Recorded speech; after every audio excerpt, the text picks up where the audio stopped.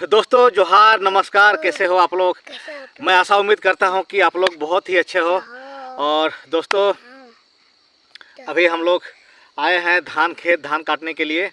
तो चलिए थोड़ा सा बात कर लेते हैं। तो बेटा बात कर लेते हैं ना। तो चलिए दोस्तों, आप लोग को तो मालूम चल ही गया होगा कि झारखंड सरकार अमित माता नहीं बेटा, झारखंड सरकार जो हेमंत सरकार है उसने शपथ ग्रहण ले लिया है। और भाई शपथ ग्रहण के दिन जयराम महतो भी आए थे और जयराम महतो बहुत ही खतरनाक तरीके से खतरनाक अंदाज में दिखे। भाई उसने जिस तरीके से आए और मंच पर चढ़े, जब लेकिन मंच तब तक खाली हो चुका था और तब तक बसंत सोरेन थे। लेकिन भाई जैसे ही मंच पे जयराम महतो आए, जोर जोर से हल्ला होने लगा, जोर जोर से जयराम महतो की पुकार होने लगी, टाइगर टाइगर टाइगर कह कह के।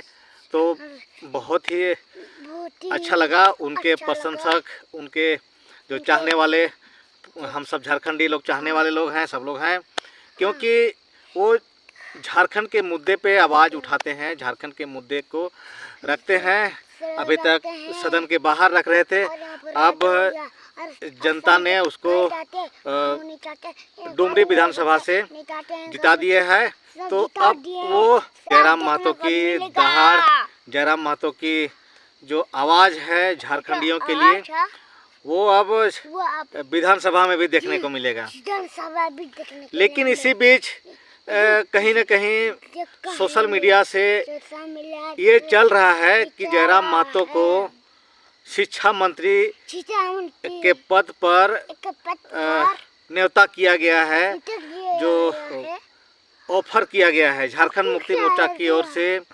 कहा जा रहा है सुप्रियो भट्टाचार्य की ओर से, लेकिन पता नहीं, ये मैं नहीं कह सकता हूँ, लेकिन सोशल मीडिया में ऐसा चल रहा है।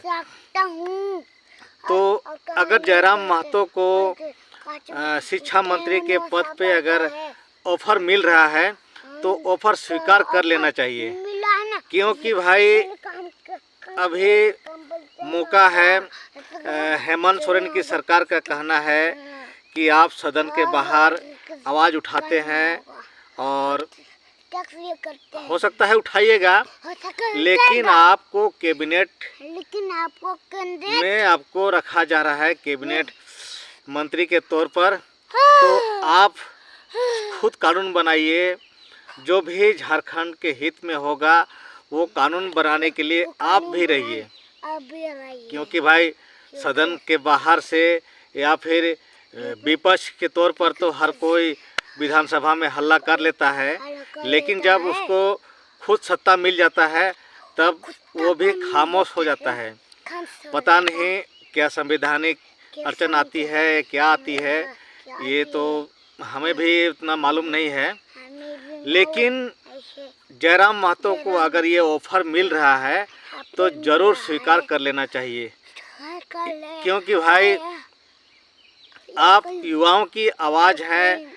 इस राज्य की शिक्षा का स्तर जो गिरा हुआ है, कि मैं भी मानता हूँ, हर कोई मानता है कि झारखंड का शिक्षा का स्तर गिरा हुआ है। तो मैं ये मान के चलता हूँ कि जयराम महतो अगर शिक्षा मंत्री अगर बनेंगे तो शिक्षा के क्षेत्र पे बहुत ही ज़्यादा प्रयास होगा शिक्षा को बढ़ावा देने के लिए। शिक्षा को बढ़ाने के लिए जयराम महतो बहुत ही ज़्यादा काम करेंगे, मुझे ऐसा उम्मीद है, और होना भी चाहिए, क्योंकि जयराम महतो एक पढ़े लिखे हैं, पीएचडी, पता नहीं पीएचडी कंप्लीट नहीं किए हैं, लेकिन पीएचडी धारी हैं।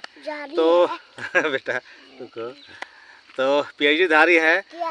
तो जयराम महतो को ये शिक्षा मंत्री का जो पद अगर मिल रहा है ऑफर में, तो स्वीकार कर लेना चाहिए। और जो भी है यहाँ के झारखंड की जो शिक्षा व्यवस्था है उसको दुरुस्त करना चाहिए। जो भी यहाँ के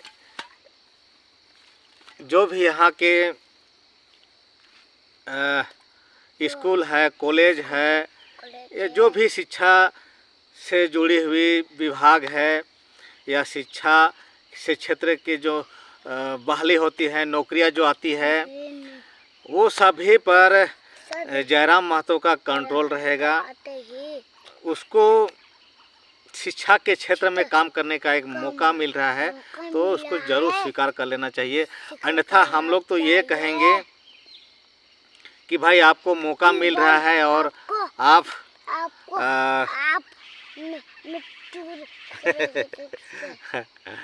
आप उस मौके को ठुकरा दे रहे हैं, तो कहीं ना कहीं आप जुआओं की जो आवाज़ है, जुआ आप पे भरोसा की हुई है, तो वो भरोसा कहीं ना कहीं जुआओं का जो है वो टूट जाएगा। क्योंकि भाई आपको जिम्मेवारी दे रहे हैं और जिम्मेवारी से आप अगर भाग रहे हैं तो कहीं ना कहीं ये गलत है। क्योंकि आप उस काबिल हैं, उस लायक हैं कि आप शिक्षा के क्षेत्र को बहुत ही अव्वल कर सकते हैं। लेकिन आप अगर कहिएगा कि मैं सीएम पद दिया जाए, सीएम पद के बाद ही मैं अपना जो क्षेत्र है, जो भी क्षेत्र है झारखंड को मैं सुधार करूंगा, तो मेरा मानना है कि भाई ऐसा पॉसिबल नहीं है। हो सकता है इस बार आप चुनाव जीत गए हैं, हो सकता है अगले बार आप चुनाव नहीं जीत पाइएगा, या हो सकता है कुछ भी हो सकता है। लेकिन ये 5 साल जो आपको मौका मिला है, 5 साल में बहुत सारे युवाओं का भविष्य खतरे में पड़ जाएगा। अगर इस बार भी अगर हेमंत सरकार अगर काम नहीं करती है झारखंडियों के लिए, झारखंड वासियों के लिए, तो 5 साल तो यार कहीं ना कहीं तो युवाओं की भविष्य तो खतरे में चल गया। तो ऐसा नहीं होना चाहिए, युवाओं का भविष्य खतरे में नहीं डालिए और आप स्वीकार कर लीजिए। नहीं तो हम लोग यही सोचेंगे कि आप जिम्मेवारी से भाग रहे हैं और बाहर में तो बड़ी बड़ी बातें करते हैं, लेकिन आपको जब जिम्मेवारी दिया जा रहा है तो जिम्मेवारी से आप भाग रहे हैं। तो प्लीज़ आपसे विनती है, निवेदन है, मैं भी आपका वीडियो, आपका फ़ैन हूँ।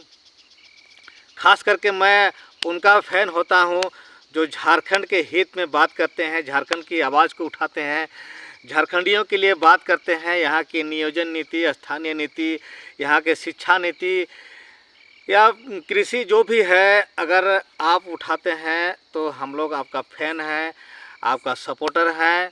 लेकिन आप अगर इस जिम्मेवारी से भाग रहे हैं तो कहीं ना कहीं हम लोगों को आप नाराज़ कीजिएगा। तो हमें उम्मीद है कि जयराम महतो बड़े भाई, आप ये अगर ऑफ़र मिल रहा है तो आप स्वीकार कर लीजिएगा, मुझे उम्मीद है।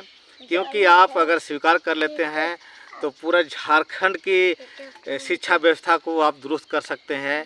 लेकिन आप अगर नहीं स्वीकारते हैं तो सिर्फ़ और सिर्फ जो डुमरी विधानसभा है, आप वहीं पे जो है वहीं की व्यवस्था को आप सुधार सकते हैं।